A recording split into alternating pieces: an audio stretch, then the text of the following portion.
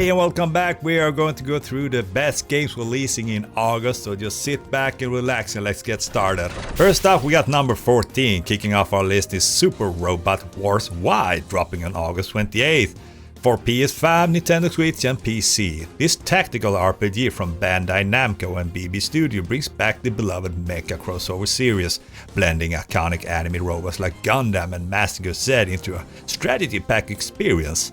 Expect turn-based battles with flashy animations, deep unit customizations and a story weaving together multiple anime universe. Fans on X are buzzing about the build-bot designs, calling them a wild addition to the roster.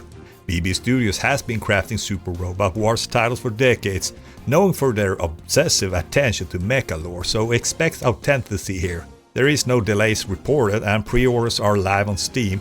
If you love anime and strategy, this one is a must-play.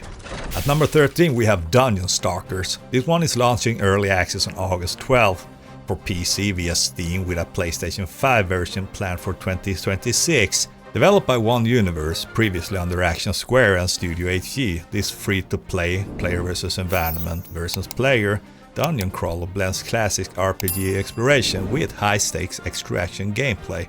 You play as a stalker diving into cursed dungeons to battle monsters and rival players for loot, then escaping before the witch's curse flips the game.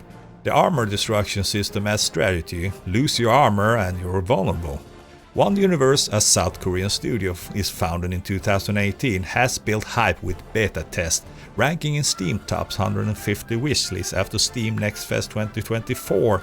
If you love Tarkov and Darker, this is your next obsession. At number 12 we got Shinobi Art of Vengeance. This one is hitting PlayStation 4 and PlayStation 5, Xbox One, Xbox Series X and S, Nintendo Switch and PC. It's developed by Lizard Cube, the team behind the stunning Street of Rage 4 and published by Sega. This is the 13th installment in the Shinobi series, rebooting the ninja action classic with modern flair. You play as Yo Musashi, a master shinobi seeking revenge after his village is torched. Expect fast-paced combat inspired by ninja guiding, a reactive parry system, wall-running traversal, and a hand-drawn art style that just pops. The campaign features a gritty revenge narrative with side quests diving into the ninja underworld. Lizard Cube nags for the blending retro vibes and modern polish makes this a standout. Coming in at number 11 we got Helldivers 2, launching on Xbox Series on August 26th. Joining its existence PS5 and PC versions.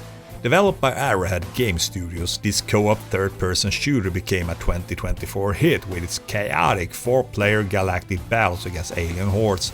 Now Xbox players get to join the fight for democracy. Expect intense, hilarious teamwork with mechanics like friendly fire mishaps and strategy drops. Arrowhead, known for the original Helldivers and Magica, excels at chaotic co-op. And they promise Xbox optimizations with cross-play support.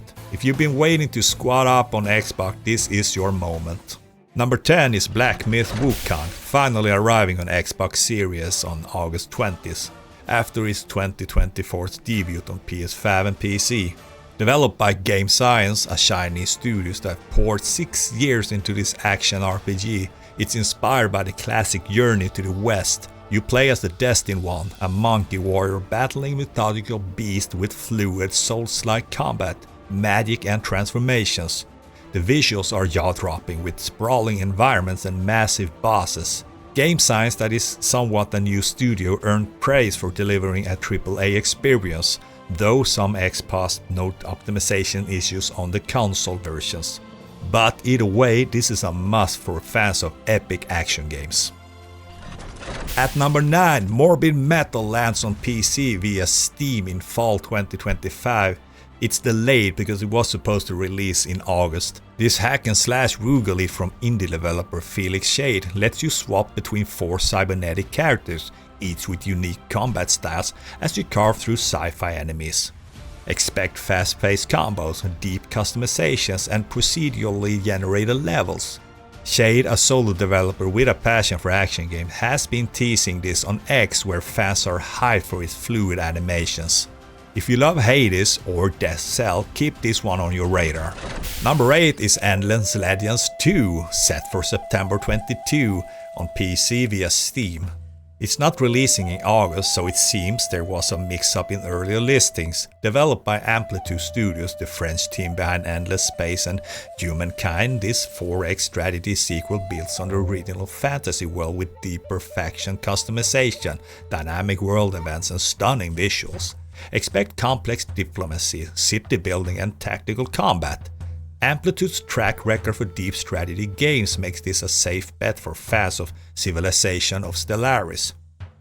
The delay from August was confirmed on Steam, but the extra polish should be worth it. Sliding in on number 7 is Dying Light the Beast, but it's now set for September 19th. It was supposed to release in August 22, but due to last minute polishing it was just delayed, and that's all good.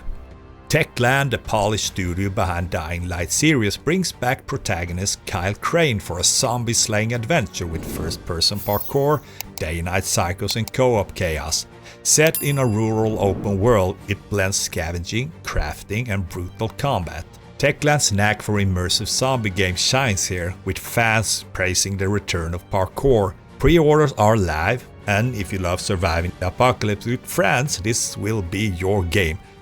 At number 6, Sword of the Sea drops on August 19th for PS5 and PC. Developed by Giant Squid, the creators of Abzu and Journey, this atmospheric action adventure has you skateboarding through a surreal desert on a hoverboard like Sword. The wordless narrative, fluid movement and ethereal soundtrack create a meditative experience. Giant Squid's small team is known for crafting emotional and visually stunning games, and they're calling this the most ambitious title yet. This is perfect for gamers that are just waiting to play a game with a very chill and artistic vibe. Play with headphones as the developer suggests for a maximum immersion. At number 5 we got Battlefield 6, and it's gonna be 2 explosive weekends up ahead.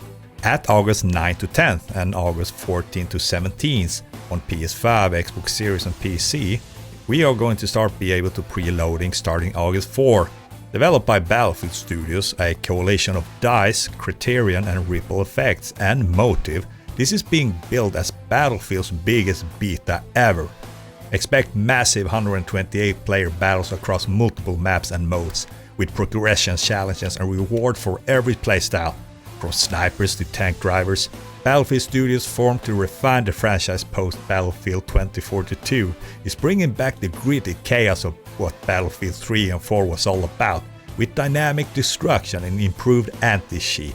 The game is set to be released in October the 10th, but as we know things might change. It might also be that they need to delay it, so we are maybe looking at the release in early 2026. At number 4, Lost Soul Aside arrives on August 29 to PS5 and Xbox Series and PC after a last-minute delay from May 2025. Developed by Ultizero Games, a small Chinese studio, this action RPG blends the Final Fantasy and Devil May Cry vibes together. You play as Kassir, a swordsman with a shape-shifting dragon companion in a futuristic fantasy world. Expect flashy combos, massive bosses and gorgeous visuals. A press demo shared on X praised the first chapter's 2-hour runtime and multiple boss fights. Though it's an AA game, not a AAA, Ultizero's ambition has fans excited and no further delays are reported. This one is definitely a sleeper hit. Cranking the top 3 is Gears of War Reloaded, launching in August 26 on PS5, Xbox Series and PC. This second remaster of the 2006 classic, developed by Coalition and published by Xbox Game Studios, brings the brutal cover shooter to PlayStation for the first time. Expect 4K visuals, 120 FPS, multiplayer and crossplay co-op for 2-player or 8-player versus modes. The Coalition, known for Gears 5, has polished every detail from faster load time to refined gunplay. Fans are very hyped for the cross-platform play and no delays have been announced. If you're ready to chainsaw some locusts, this is your ticket. At number 2 is Metal Gear Solid Delta Snake Eater, dropping on August 28th. It's releasing on PlayStation 5, Xbox Series and PC.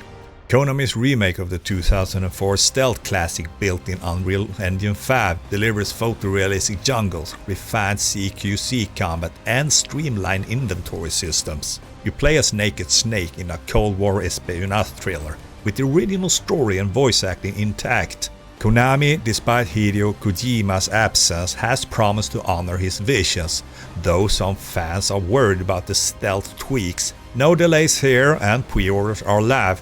This is a love letter to Metal Gear fans. And at number 1 we got Mafia the Old Country, releasing August 8th on PS5, Xbox Series and PC. Developed by Hangar 13, the studio behind Mafia 3 and the 2020 Mafia remake. This prequel takes you to 1920 Sicily as Enzo Favara, a young mobster rising through the ranks.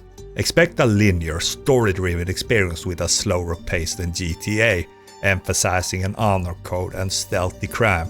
Hangar 13's knack for the cinematic storytelling shines in the gorgeous San Celeste city, though some fans have noted that it will be a very demanding PC spec for this game.